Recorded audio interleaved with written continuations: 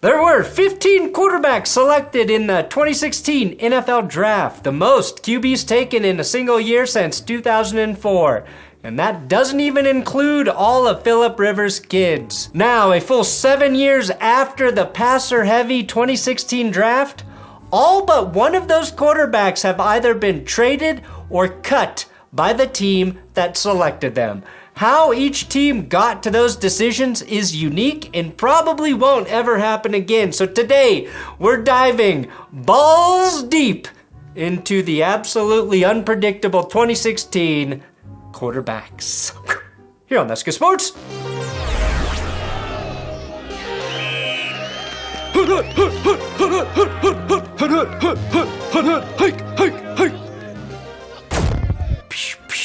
Have you ever done a subscribe? Huh? Today's episode is sponsored by HelloFresh, and with my code That'sGood50, you will get 50% off plus free shipping. April is Earth Month, and if you love this beautiful place in the universe that we call home, feel good when you sign up knowing HelloFresh meals have a 31% lower carbon footprint than the same meals made from the supermarket and their ingredients. One of my favorite flavors is bulgogi, and I've never made it on my own at home. This month, HelloFresh sent me a recipe for bulgogi meatballs, which might be my favorite meal from HelloFresh ever. Now, born Italian, my meatball rolling time is a 3.7 second, clocked at the food combine. Full transparency though, I had a nasty cold when I made this meal, but with the pre-portioned ingredients, I banged out this recipe for my fam in about 30 minutes. HelloFresh provides seasonal ingredients that go from farm to your home in less than 7 days. Hence the name Fresh in HelloFresh. For fresh meals, go to HelloFresh.com. And again, use code That'sGood50 for 50% off plus free shipping. That's a bulgogi, a meatball.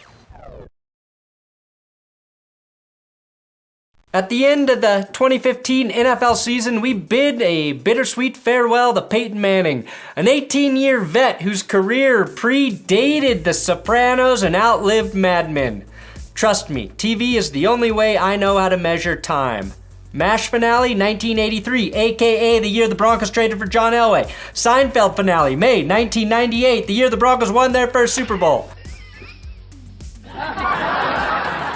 Anyway, as Manning bowed out with a second ring on his finger, 2015 ushered in a smaller QB draft class headed by Jameis Winston and Marcus Mariota. And most importantly, Trevor Siemian, who was like the Brock Purdy of his time, except better. Now, the Titans used the second overall pick on Marcus Mariota, but he didn't change their fortunes in year one, netting them just 3 wins and sole possession of the number 1 overall pick in the 2016 draft. Obviously, Tennessee was sticking with their second overall pick out of Oregon, and that meant they could stay put and protect Mariota with a brick wall like Laramie Tunsil, right?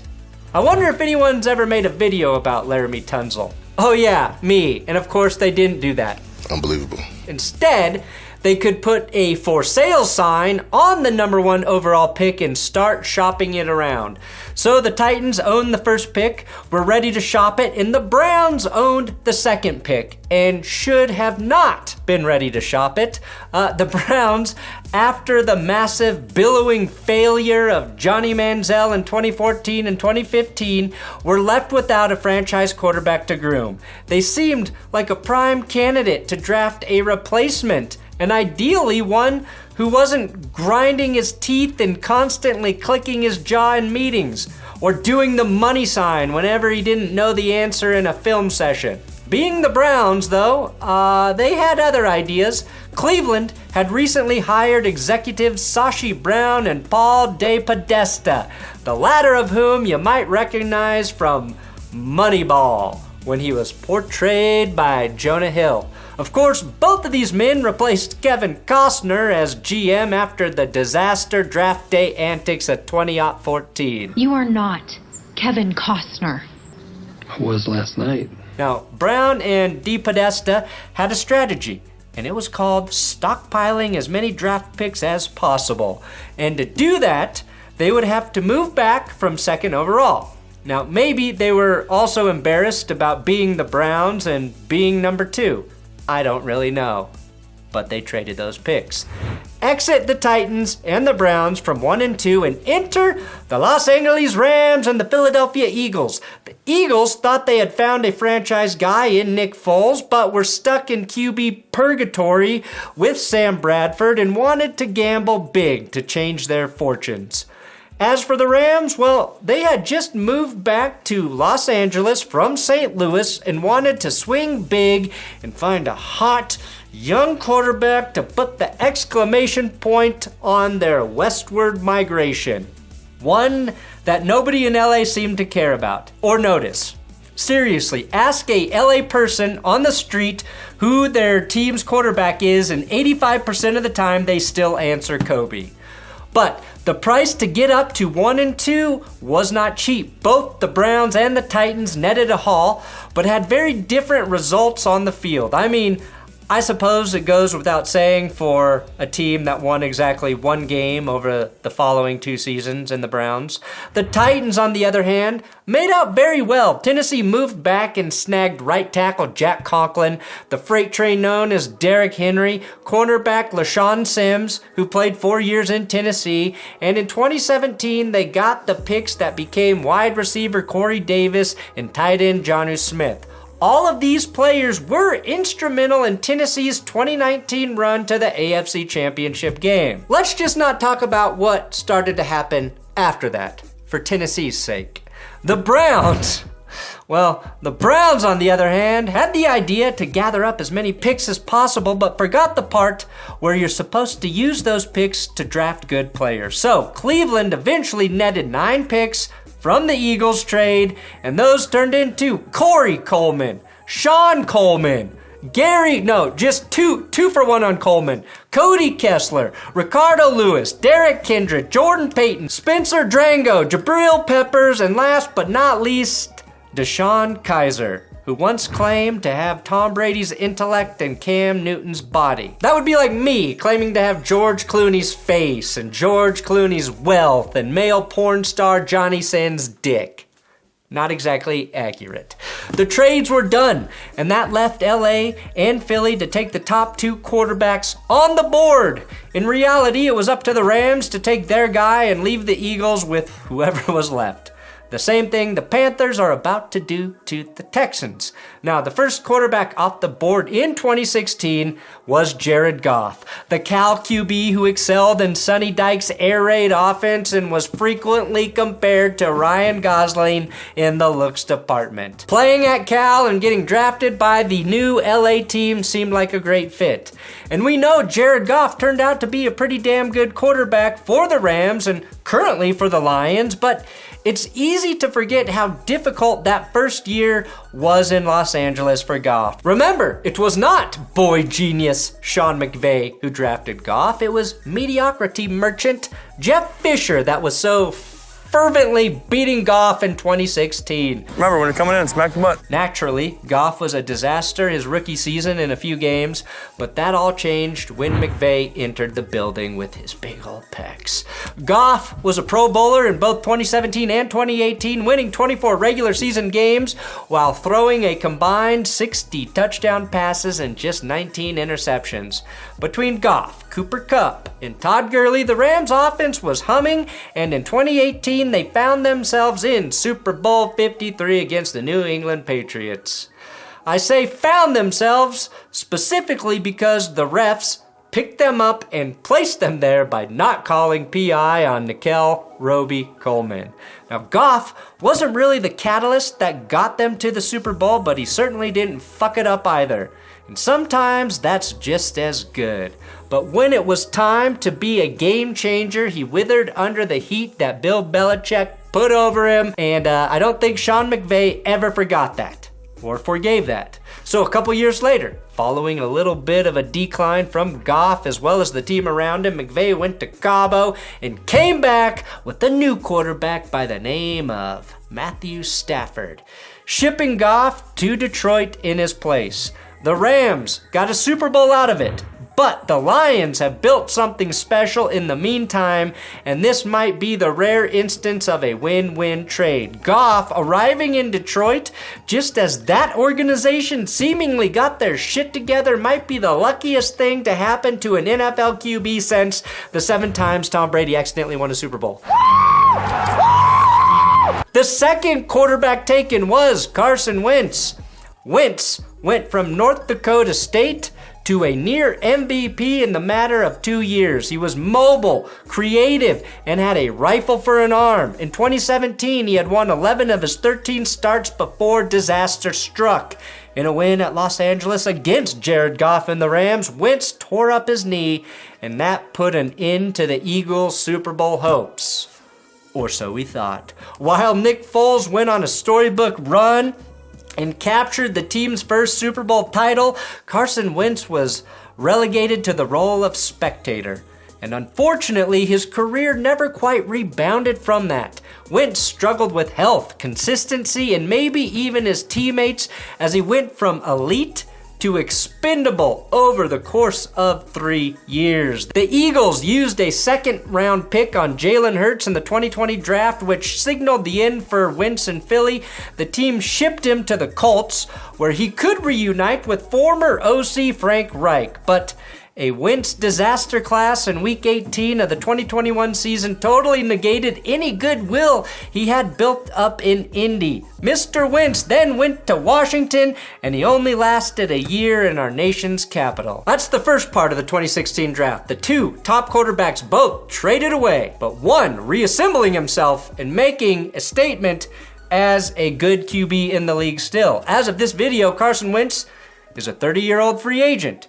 I should note, too, both the Rams and Eagles signed Wentz and Goff to $127 and $134 million contract extensions in 2019, only to trade them exactly 2 years later. Then, we've got Paxton Lynch. Now, I've spoken ad nauseum about Paxton Lynch, and I think I've probably said everything you can say about a quarterback who attempted just 128 passes in the NFL over 2 seasons after being drafted in the first round. The Broncos moved up in the first to draft him, meaning Wentz, Goff, and Lynch were the only 3 QBs taken in the first round of that draft, and all 3 have either been traded or released. But Paxton has also played in the CFL, the XFL, and the USFL, which makes him better. After 2 lackluster years in Denver with a head coach who probably didn't want him and another coach who had no idea what to do with him, the Broncos released Lynch. They cut ties with the former 26th overall pick, a pick they traded up again to acquire, forsaking prospects like Chris Jones. Naturally, this was a trade with Seattle. Why the fuck would we ever do another deal with Seattle at this point is beyond me. Moving on, Lynch bounced around with the Seahawks, ironically, and later the Steelers before starting in those 4 leagues I mentioned.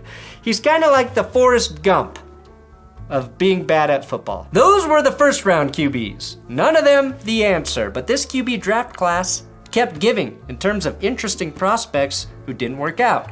In the second round, we had Christian Hackenberg. Hackenberg might have been a top pick had he been allowed to come out after his freshman year at Penn State, and thank God that didn't happen. Despite using the 51st overall pick on him, the Jets never let Hackenberg attempt a pass in a regular season game.